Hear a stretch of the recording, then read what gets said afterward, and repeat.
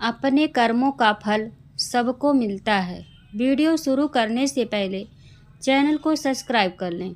बेटा बनकर, बेटी बनकर, दामाद बनकर और बहू बनकर कौन आता है जिसका तुम्हारे साथ कर्मों का लेना देना होता है। लेना देना नहीं होता तो नहीं आएगा। तो चलिए दोस्तों, हम आपको एक ऐसी कहानी सुनाने जा रहे हैं जिसका लेखा जोखा यही धरती पर होता है। एक फौजी था, उसके माँ नहीं, बाप नहीं, शादी नहीं, बच्चे नहीं, भाई नहीं, बहन नहीं थे।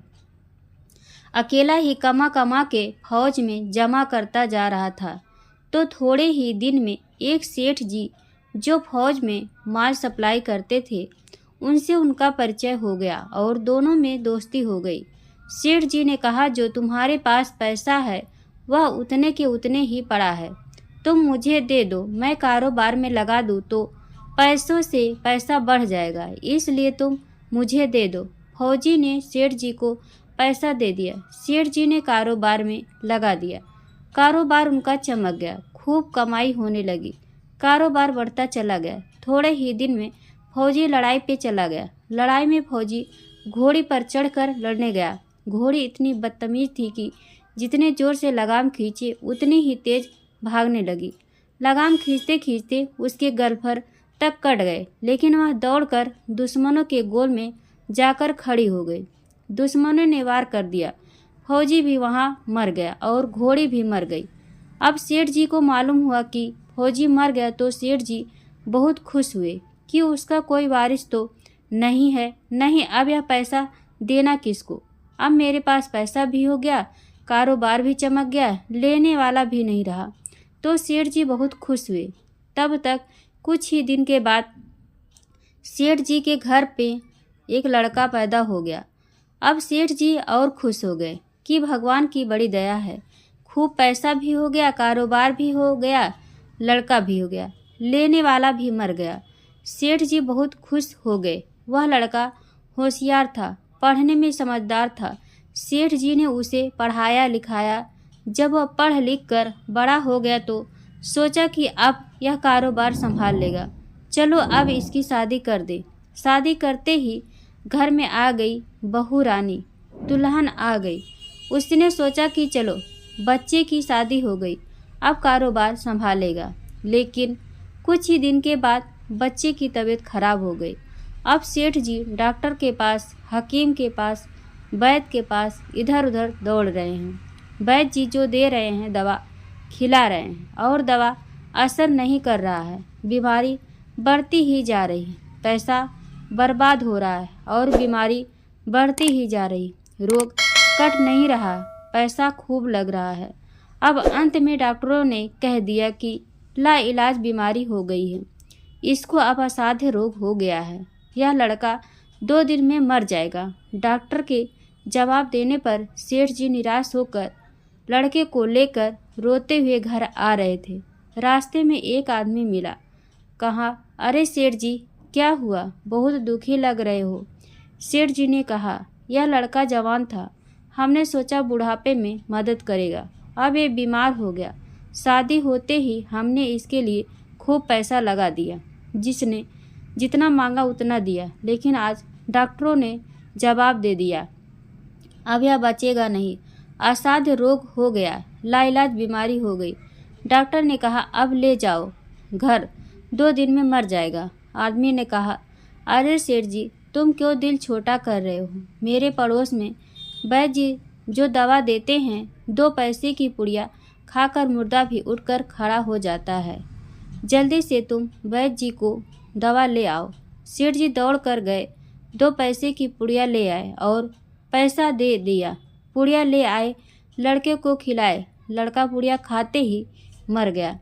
लड़का मर गया। अब सेठ जी रो रहे हैं, सेठानी भी रो रही हैं और घर में बहू रानी और पूरा गांव भी रो रहा है। गांव में शोर मच गया कि बहू रानी सेठ की कमर जवानी में टूट गई। सब लोग रो रहे हैं। तब तक एक महात्मा जी आ गए। उन्होंने कहा, भाई क्यों रोना धोना? लोग बोले, इस सेठ का एक ही जवान लड़का था, वह भी मर गया, इसलिए सब लोग रो रहे हैं, सब दुखी हो रहे हैं। महात्मा बोले, सेठ जी रोना क्यों? सेठ जी ने महात्मा से कहा, जिसका जवान बेटा मर जाए वह रोएगा नहीं तो क्या करेगा? महात्मा, तो सेठ, हाँ, कारोबार के लिए पैसा मिला था तो खुशी तो थी। महात्मा, अरे उस दिन तो आपकी खुशी का ठिकाना ही नहीं था। सेठ, किस दिन? महात्मा, अरे जिस दिन फौजी मर गया। सोचा कि अब तो पैसा भी नहीं देना पड़ेगा, माल बहुत हो गया है, कारोबार खूब चमक गया है, अब देना भी नहीं पड़ेगा। बहुत खुश थे। सेठ, हाँ महाराज, खुश तो था। महात्मा, और उस दिन तो आपकी खुशी का ठिकाना ही नहीं था, पता नहीं कितनी मिठाइयाँ बट गई थी। सेठ, किस दिन? महात्मा, अरे जिस दिन आपका लड़का पैदा हुआ था। सेठ, महाराज, लड़का पैदा होता है तो सब खुश होते हैं, मैं भी हो गया तो इसमें क्या बात? महात्मा, उस दिन तो खुशी से आपके पैर जमीन पर नहीं पड़ते थे। सेठ, किस दिन? महात्मा, अरे जिस दिन बेटा ब्याहने जा रहे थे। सेठ, महाराज, बेटा ब्याहने जाता है तो हर आदमी खुश होता है, तो मैं भी खुश हो गया। महात्मा, तो जब इतनी बार खुश हो गए तो जरा सी बात के लिए रो क्यों रहे हो? सेठ, महाराज, यह जरा सी बात है, जवान बेटा मर गया है, यह जरा सी बात है। महात्मा, अरे सेठ जी, वही फौजी पैसा लेने के लिए बेटा बनकर आ गया, पढ़ने में, लिखने में, खाने में, पहनने में और शौक में, श्रृंगार में जितना लगाना था लगाया, शादी ब्याह में सब लग गया और ब्याज दर ब्याज लगाकर डॉक्टरों को दिलवा दिया।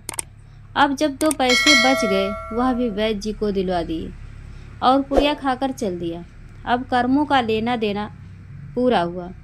सेठ जी ने कहा, हमारे साथ तो कर्मों का लेन देन था, चलो हमारे साथ तो जो हुआ सो हुआ, लेकिन वह जवान बहू रानी घर में रो रही है। जवानी में उसको धोखा देकर विधवा बनाकर चला गया, उसका क्या जुर्म था कि उसके साथ ऐसा गुनाह किया? महात्मा बोले, यह वही घोड़ी है जिसने जवानी में उसको धोखा दे दिया, इसने भी जवानी में उसको धोखा दे दिया। वेद शास्त्र और पुराणों के साथ साथ सभी साधु संतों का कहना है कि यह संसार कर्मों का लेखा जोखा है। इसमें जो जीव चैतन्य है वह समझदारी से भव सागर पार हो जाएंगे। प्रिय दोस्तों, आज की वीडियो में बस इतना ही। इस वीडियो में हमारे द्वारा दी गई जानकारी आपको अच्छी लगी हो तो कमेंट बॉक्स में राधे कृष्ण ज़रूर लिखिए। वीडियो को एक लाइक कर दें और अपने फैमिली फ्रेंड्स में शेयर ज़रूर कर दें। ऐसे ही इन्फॉर्मेशन वीडियो देखने के लिए हमारे चैनल को सब्सक्राइब कर बेल आइकन को प्रेस कर लें, ताकि जब भी मैं कोई नया वीडियो डालूं उसका नोटिफिकेशन आपके पास सबसे पहले पहुंचे। वीडियो देखने के लिए आप सभी का बहुत बहुत धन्यवाद। Thank you. जय जय भारत।